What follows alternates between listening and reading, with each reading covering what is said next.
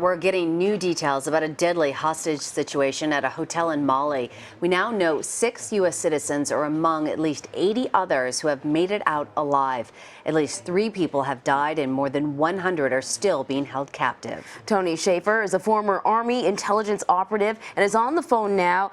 Tony, thanks for joining us. You know, you ran the operations in Mali against al-Qaeda in 2002, and there are several reports that say that extremists are responsible for today's hostage situation.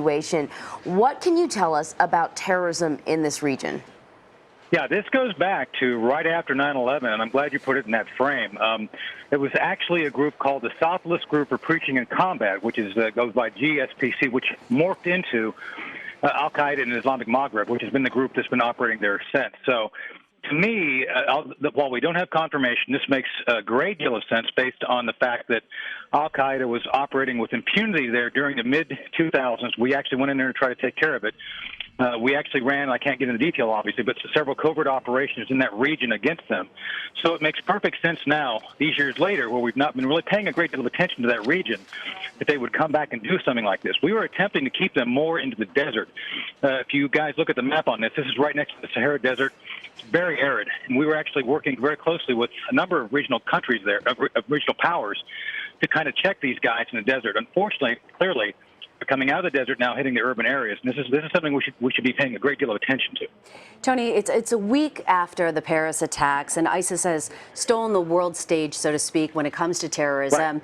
Terrorism is a competitive game. Is there a connection to Paris? Could they be trying to gain attention, a different group, as you're saying, possibly al-Qaeda?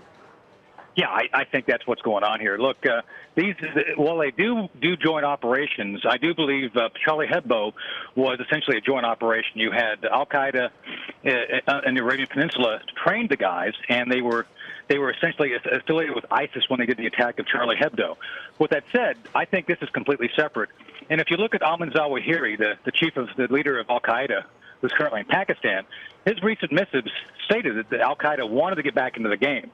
And I think this is where their best shot was to do something immediately after Paris. I suspect that these guys have been essentially sleeper cells in the region, waiting for a time to strike. And I think they finally got the go word based on Paris. And I think this is clearly competitive against the ISIS if this turns out to be al-Qaeda. So let's talk a little bit about that. You know, here in the U.S., we have a tendency to focus on what's going on in Syria and the extremists that are either inspired or come out of that area. But there are hot spots all over the globe, correct? Right.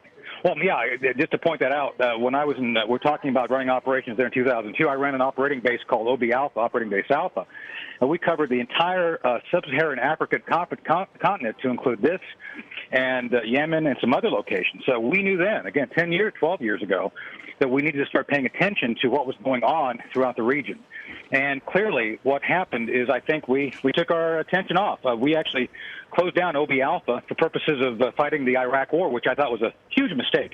To not pay attention to the fact that we knew Islamic radicals were moving through Africa, attempting to gain foothold like they've done here. So I think we need to relook the whole issue of where terrorists are popping up, what they're doing, because eventually, you know, they're going to gain critical mass and be able to launch operations into the United States. What do they gain from gaining the spotlight? Let's say this is al-Qaeda versus ISIS. Is this they're going after money, financial backing? Two things. Financial backing somewhat, but mostly more the hearts and minds of the Islamic radical community. Let's remember that ISIS has been hugely effective using social media, both for communications and essentially recruiting. There's been a number of credible reports talking about how they've been recruiting women and young folks into their ranks via social media.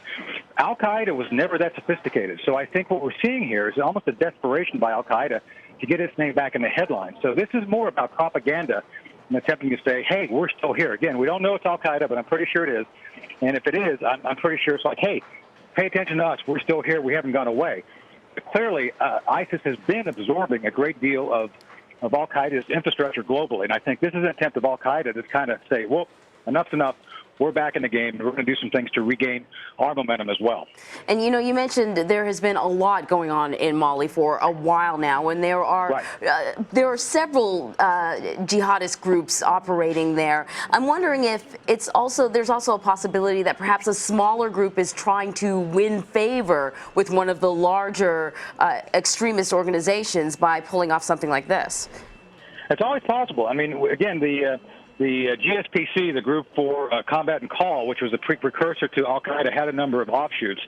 It's always possible. Let's remember that Boko Haram down in Nigeria, actually, which was not directly affiliated with anybody, swore its allegiance recently to ISIS, I think partially to gain more world attention. So that could well be. And these groups do think strategically, and that's one of the things we've been not doing well, is that our intelligence community, except for Special Operations Command, SOCOM's very much on top of this. Unfortunately, they're but one group within the intelligence community. We have not been paying as close attention to these things as you point out. Mali has been an issue for a while, the last 5 years, and we've not paid that close attention to it. So clearly, this is something we should start paying more attention to again. When we talk about Mali, how concerned have authorities in that area been about a potential attack like this? As we've been talking about Europe, you see a lot of the porous borders. Same thing holds true there. Right. Well, it's ironic the French have been the ones who actually been paying the most attention to the region. If you recall, about 2 years ago, the French started moving back in there in force with their special operations forces. And if you recall, there was an Algeria attack against a refinery where the leader of this group led that. This group, the Al-Qaeda and the Islamic Maghreb. So it's very clear that they have become a regional threat. The French did pay attention to it, and again, my understanding is we were asked to help, and we did not. There's a number of political reasons for that. I don't want to get into them here, but it has been known for the past 2 years that this area has become a hotbed of radical Islamic work, so to speak, recruiting and operations, small operations, designed to basically begin to destabilize the regional governments in that region. Lieutenant Colonel Tony Shaffer, thank you so much. Sure, thanks for having me.